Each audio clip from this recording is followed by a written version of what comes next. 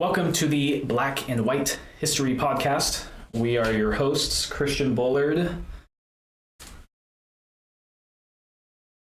It's up to you this time. I'm not saving you. Yeah, I'm Jordan. It's always so disappointed. This isn't even my friend. He's just... I just showed up one day. That's actually kind of what happened. I just showed up one day. That's exactly true.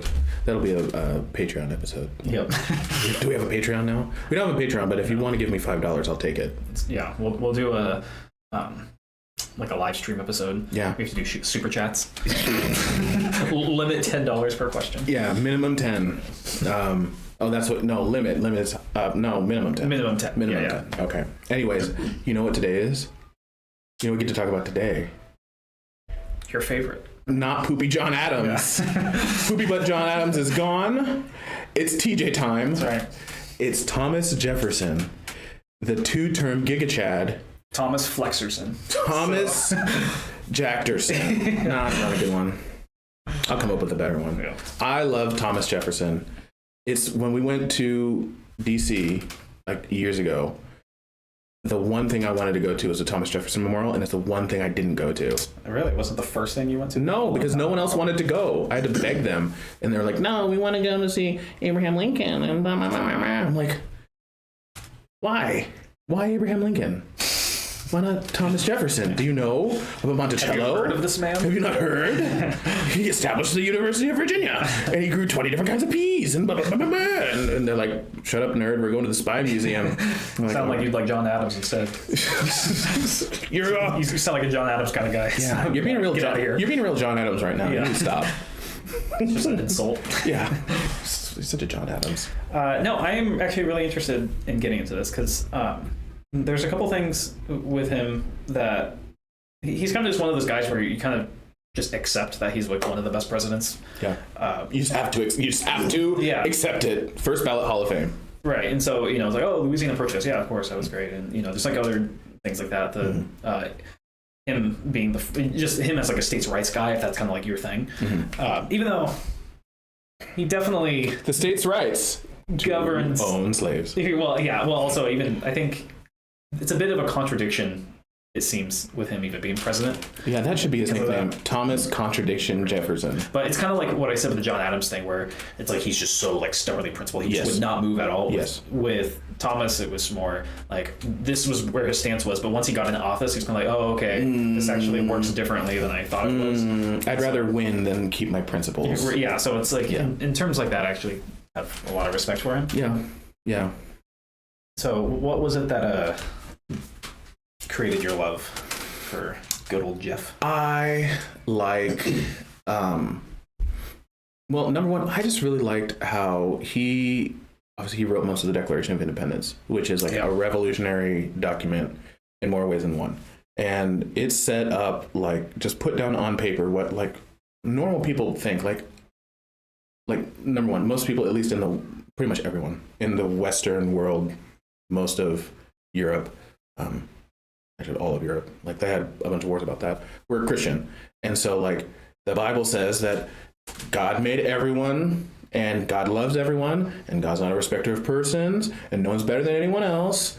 And then there's like, except the king, he's better than everyone else and you're all scum and he is directly chosen from God. And everyone's like, okay, I guess, because you have more soldiers and you'll kill me if I don't do that.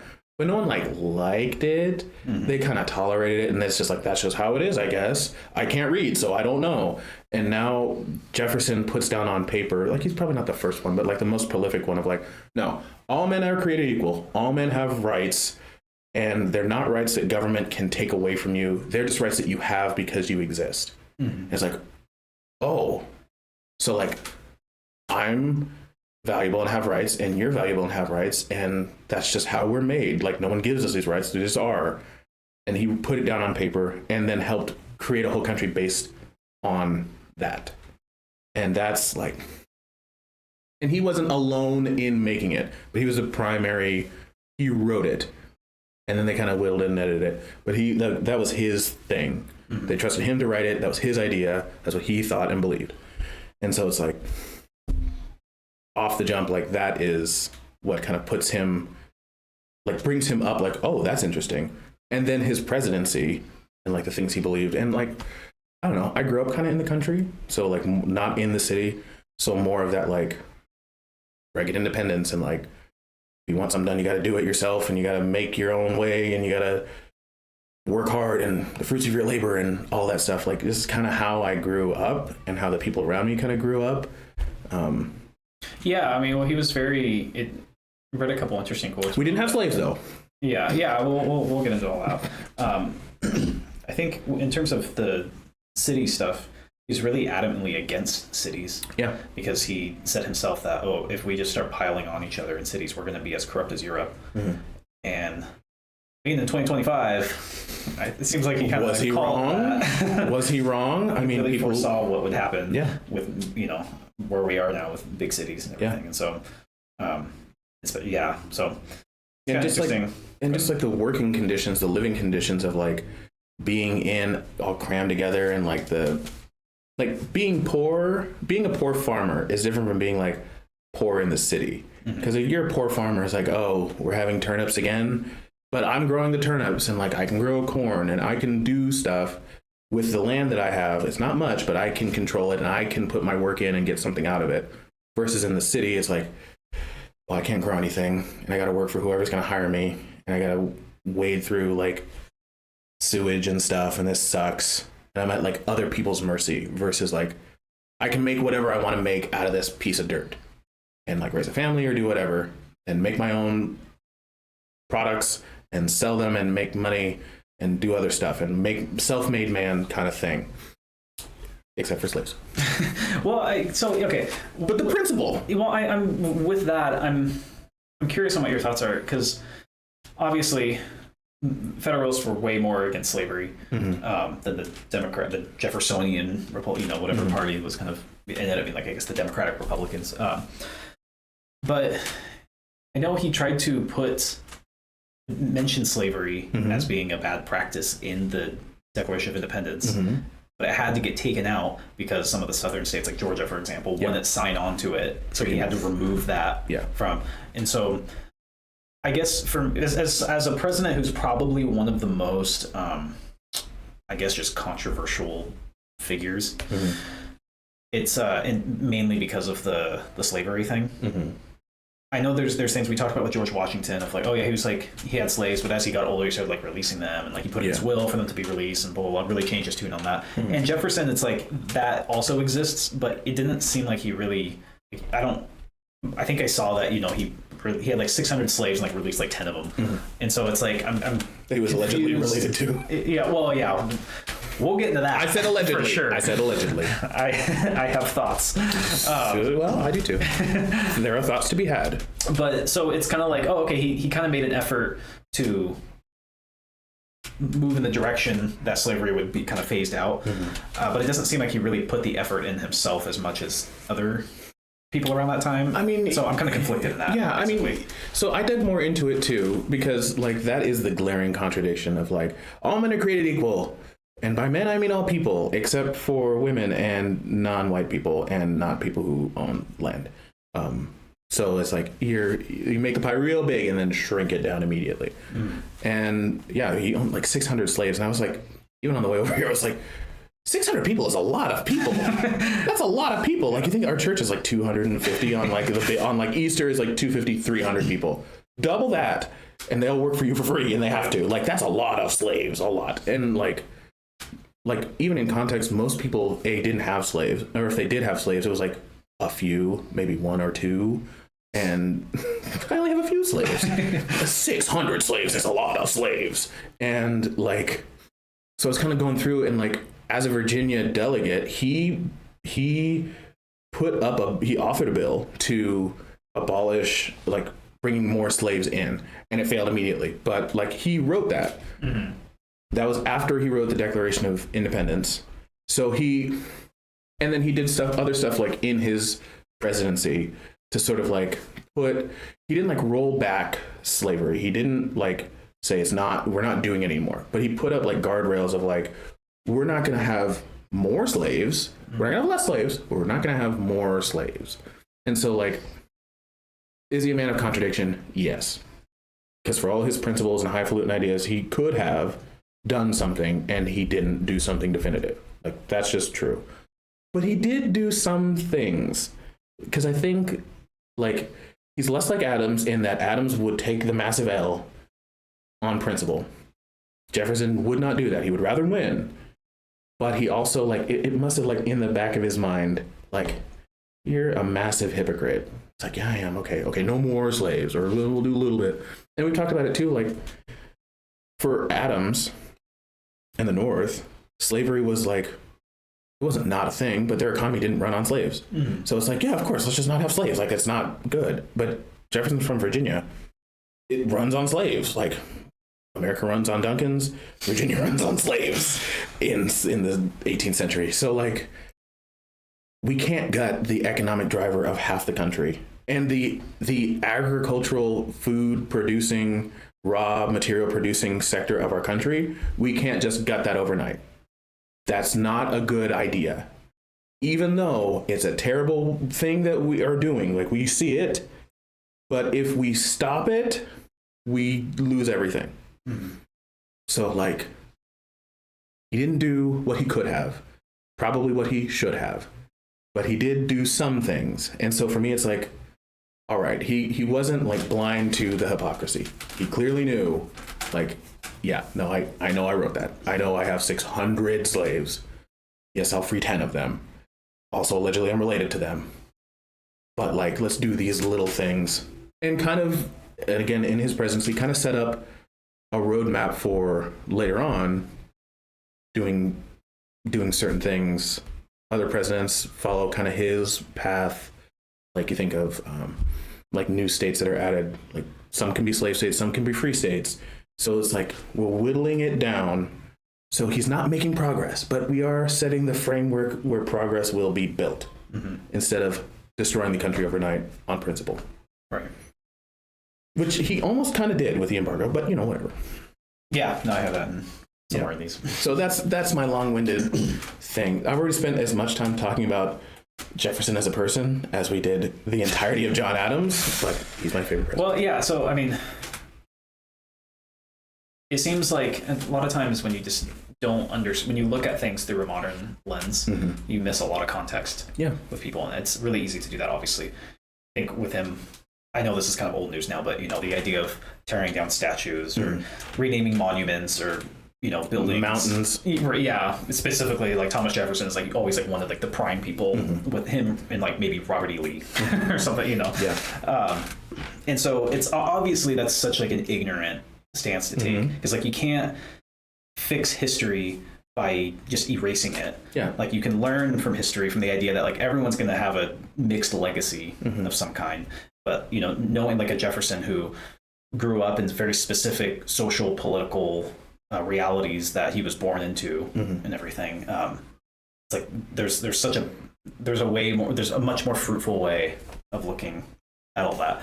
And so, yeah, he didn't create the system of slavery. Right, exactly. He benefited from it. He was born into it. So, I mean, just like anyone who's born into any sort of system, like even the monarchy, like, you're born into nobility, you're born into the monarchy. You didn't choose it. Yeah, you benefit from it. Yeah, you have benefits that other people don't, but you didn't choose it. Mm-hmm. And so what you do with it's not, oh, dang it, Gandalf. Oh, never mind. It'll come to me. Oh, there's a whole quote about time and you shall not pass. No. That, yes, yes, you shall not pass the Alien and Sedition Acts. Oh, if only Gandalf were here to stop John Adams, maybe he would have gotten a second term. No, probably not. No, I think he's he's interesting. Obviously, I know it's cliche. He's a very interesting person, you know. But, like, with the idea, he's very much a product of the Enlightenment, and Deism and everything. Mm-hmm. And so, for anyone who might not know, you know, you have the pre-modern era. You have, like, 3 eras that we've lived in, like, just as a species. Mm-hmm. Basically, you have the pre-modern era, which is, like, religion and empires just own authority, mm-hmm. and so all that just goes through them. That's where truth lies. And you have the modern era, or the age of enlightenment, which is, like, 1500s, so through the early 20th century. So you got, like, all the founding fathers, basically, mm-hmm. almost all of them are, like, totally would, like, die on the hill of this. Yeah. And it's where truth is just anything rational and empirical. You have the modern science, the science revolution kicks off and everything, and just the idea of, sure, there's a God, but I don't think he really cares about us. He wound the clock and then just stepped away, and we don't really need him because we can just figure out everything on our own. Mm-hmm. And then you have now, like the postmodern era, World War I and II happened, like the bloodiest century in all of human history. And we've now entered into, well, do we really know truth?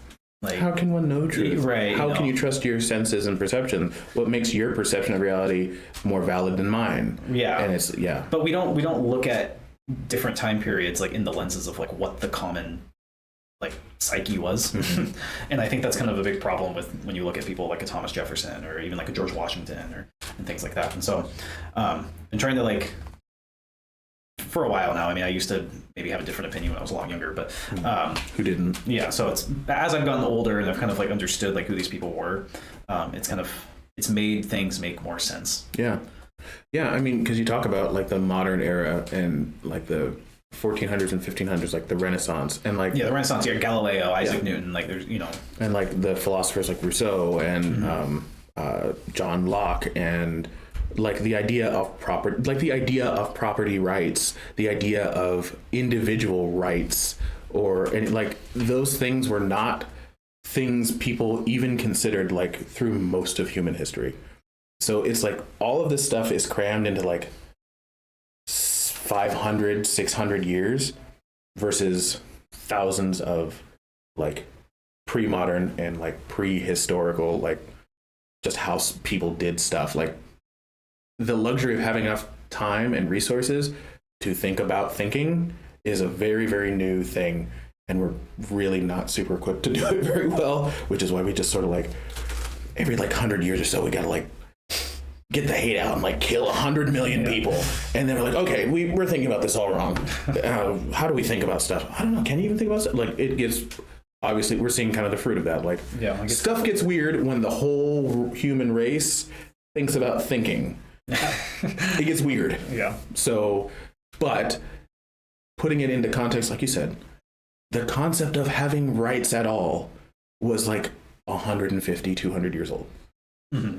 So like, how do we live with this new pattern of thought now unlocked to us? And how do you communicate that? Because like you got the people up here who have time to think about stuff, but how do you even communicate that to like a farmer who's like, I just farm the land. I don't know about rights. I don't know about anything. How do you govern like that when 30 years ago we were subjects under a king? Mm. Oh no, you have individual rights now. What does that mean? Like, how do you explain that to someone who does not know how to think like that? So yeah, that's a persistent problem. No, it's a total novel concept. So. Yeah. Do you think he was kind of, I guess I mentioned this a little bit earlier, but it's interesting that he was even president to begin with. Mm-hmm. Like I said, he kind of ended up moving over more pro. He seems like he governed more as like closer to a federalist. Yeah. Democratic Republican. Yeah, because it turns out when you want to do stuff, well, there's really two factors. Number one, even though you really want to be isolationist and you want to only focus on domestic issues, if you intend to trade with someone, now you're involved in international issues. Mm-hmm. And so their politics and their values and their priorities affect you. So like with the embargo or going to war or, Louisiana Purchase. Yeah, or the, international affairs now create domestic issues. Mm. And you have to, since you're not a monarch, you have to care about what the people think about stuff because they vote. So you can't just decide on principle, I'm going to do this because I've decided it's right. I think it's right. Do the people think it's right? Do enough of the people think it's right? Or can I convince them? So yeah, Jefferson was very anti-big government. Super duper like state government, let the people like locally decide what's important to them. Except for when it counted. Except for when he didn't. So like he got in office in 1801 and immediately like slashed the military. He slashed the federal budget. That's a very Democratic Republican side. So it's like Sorry, go ahead. No, you're right. He started on one side and then kind of shifted his way Yeah. much more over to the yeah, other side. his principles and his actions taken because of his principles created problems down the road. Okay, yeah, we don't have a military because we need to focus on people keeping their money and low taxes, so everyone keeps their money in their pocket, and we don't have a big government and we don't have a big military. Oh, we want to trade with France and England. They have big governments and big militaries. What are we going to do about that? What can you do about that? Okay. Yeah, he really wanted he wanted America to be like agricultural, partially because that was where he grew up, and that's who's like, I'm rich. We can all be rich if we all just farm. And if we have a lot of raw materials like timber and cotton, and we send them to England and France, where they live in their cramped little cities in their little mouse cages, and they make stuff, we'll buy the stuff that they make from the materials that we farm, and then we'll trade like that. And that works out fine until they don't want to sell you that, or you think it's too expensive, and they're like, tough tomatoes, if you want to buy it, this is how much it costs, and you can't make a teapot, but we can farm all the clay and we can mine all the raw materials, but we want like curtains. Well, we've got cotton. Can you make curtains? No. Well, people aren't going to go without. Yeah. So he wanted to just be like raw exports, as little manufacturing as possible. That was the embargo. Yeah, this is like second term stuff. I'm jumping ahead. No, I love Thomas. No, this is second term stuff. So no, first term. It's like an 1801. Yeah. So slash and burn federal budget, reduce the national debt. All good stuff in principle. It makes sense. It frees up money so you can do other stuff.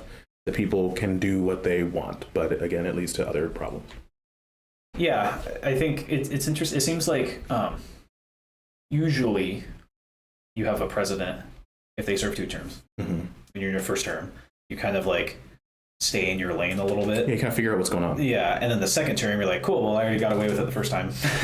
Now I'm going to go like full force into, and so because Thomas was kind of like the opposite, or he's kind of known more for the things he did in his first term than his second term. Yeah. He was a little more relaxed in his second term. So obviously the first term, probably the biggest thing he's even known for is the Louisiana Purchase. Which is a damn good deal. Yeah, so, I mean, I have it in here. He slashed the budget from 83 million, the federal spending from 83 million to 57 million. And then, so it's like almost in half. That's absolutely insane. Yeah, and then buys Louisiana, which is like, the other half of the country. Yeah. It's like a third of the total landmass. Yeah, so he at least doubles the size of the country from Napoleon, from France, for 15 million. So it's like, if you do the math with that, like everything's still scaled back super far, even with the 15 million, which is like, it's not even back then, that wasn't even that much. No, it's like a smoking deal. Yeah, like so 15 cents an acre or something like that. Right, and it's like, how scary would that be if he didn't buy that and France ended up, we were like pinned between France and then an ocean, and then France and Britain on the other side, and America's just like squished. And then Britain above us. Right, yeah. And what would be Canada? Yeah. So the French and the British fighting each other. I mean, Napoleon trying to conquer all of Europe, it basically bankrupted him, and he needed some quick cash. And look who our friends are, the former colonies. Hey, do you have a little pocket change? Why, yes, we do. Now, this is one of those things where Mr. Principles, Thomas Jefferson, would most likely have always said, the government, the president, does not have the authority to just unilaterally do anything. He should basically be a caretaker. He sits in the chair and he signs the bills. That's what he does. And then he all of a sudden is presented with kind of this like deal of a lifetime. And I think it was just like logistically did not have time to consult with Congress. Yeah, it wasn't even known if it was a constitutional. I mean, it's to make. Well, I mean, from the Constitution, since it's not in the Constitution, he doesn't have the authority to do it. So, in my opinion, because it wasn't enumerated, did not have the authority to do it. He had to wait for Congress to authorize it. And it's kind of like a treaty, which is a congressional thing. So he had basically no right to make that deal. But he looked at it and said, yep, we're doing it. Sign the papers. And he came back and was like, hey guys, look what I bought. And they're like, wow, great deal. you can do that? He's like, yes, I can do that. And then he went to a study and cried because I've expanded the scope of the federal government and the presidency. Oh, heavens. But it's a damn good deal. 2 years in. Yeah, basically immediately. But like he is willing to compromise his principles for a massive W. Like it's a massive win. And he can kind of spin it to like, well, you know, and you think about it, now we have enough land that everyone can have their own farm, which is what I wanted in the first place. So ipso facto, I acted in accordance with my principles. This was a grand scheme that I had. It wasn't, but he kind of spun it that way. And so the Louisiana Purchase definitely opens up Lewis and Clark because now we have a whole bunch of land. We don't know what's over there. We have no idea what's over there. I didn't get this far in research because now we're going to like world history. I'm not sure if anyone had gone down and circumnavigated to see what was on the Pacific coast. I'm sure that they had to get to like China and Japan and stuff like that. But I don't know if anyone had settled the western side, like the Pacific side of North America, including at that point. Native Americans, or Native Americans. Oh, they were already there, but like from the old world. Okay. And sailed down and around to like land on that side of things. Well, from what I remember from India, maybe I should have looked into more with Lewis and Clark. But I do remember, it seems like the general thought is like, oh yeah, they discovered, I mean, we can get into like... They didn't discover it. Well, they didn't discover the parts that the natives had. That's true. The pockets that they had. But for most of the country, it was not discovered. No. You know, and so we can... I know that's a weird thing to get into, but... It's not like... And yeah, we don't have to like dive fully into it, but like... We'll say that for the Andrew Jackson. Yeah. Yeah. Andrew Jackson has some strong feelings about who discovered what. Yeah. We discovered a boot in your ass. No, that's terrible. Sorry.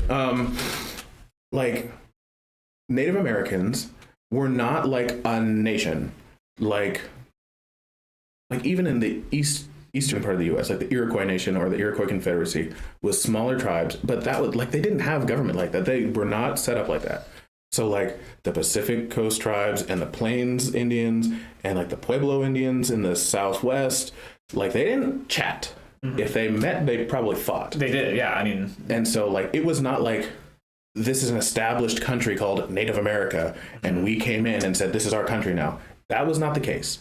They had their lands that they settled, but then they conquered from other tribes, went back and forth.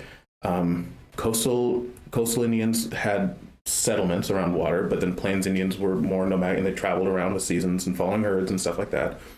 But also, it's sort of like the prehistory, modern history, the concept of land ownership and this is my land and it belongs to me was not generally like, it was like the land and we just sort of hang out wherever we need to hang out. It's not mine.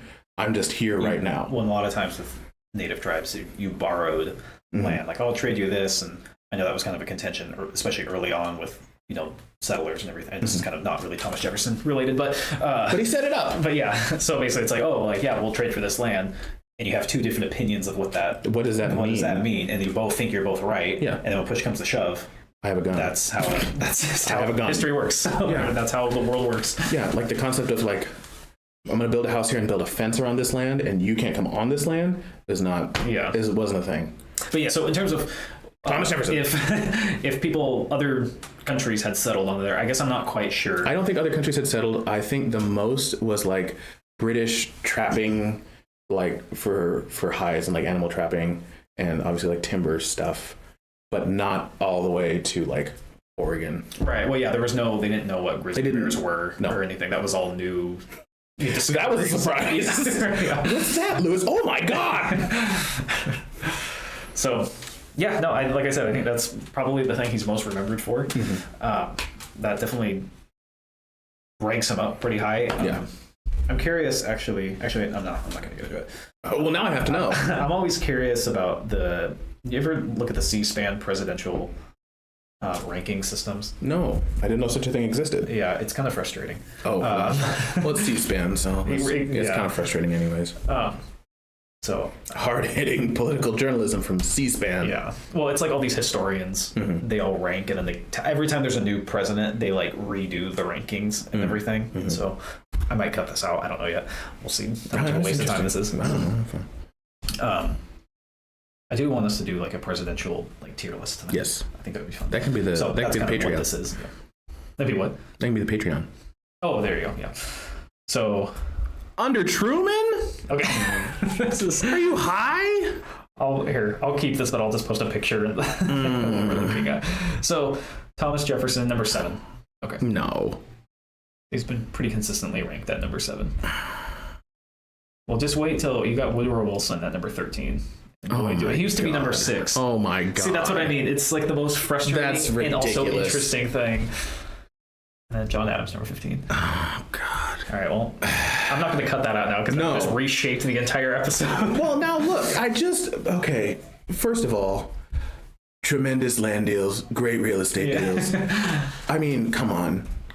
I mean, sure, fine, top 10.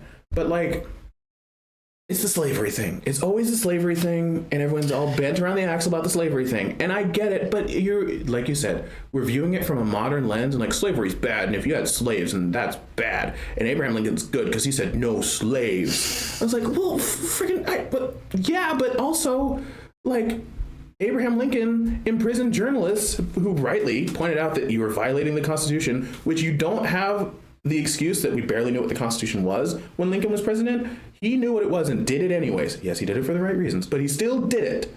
He's like, well, he's the best because he did this. There's no bad slaves are bad, and have slaves not. Thomas Jefferson had slaves, and no. I'm very excited for the Abraham Lincoln episode now. Well, okay, well, save it. We spent 20 minutes on John Adams. We're going to spend 3 hours on Thomas Jefferson. I don't dislike Abraham Thomas Lincoln. and friends, basically. Why don't we go ahead and pick this up in part 2? Since, I guess, his Thomas Jefferson's 10 years. Well, he's a bit just more in depth than... He spans so much. Like, I love him, flawed as he is, but, you know, it makes me feel bad for Adams again. Adams didn't even get a full episode. No. And we tried. I tried to give Adams his due. I just love TJ way more than Adams. But yeah, it needed part 2. I had other things for John Adams, but I was looking and I was like, this isn't going to go anywhere because of just where we've decided to land on John Adams. So I'm just going to skip all this stuff. You know, all those great achievements. Let's just... But okay, we'll pick this up in part 2.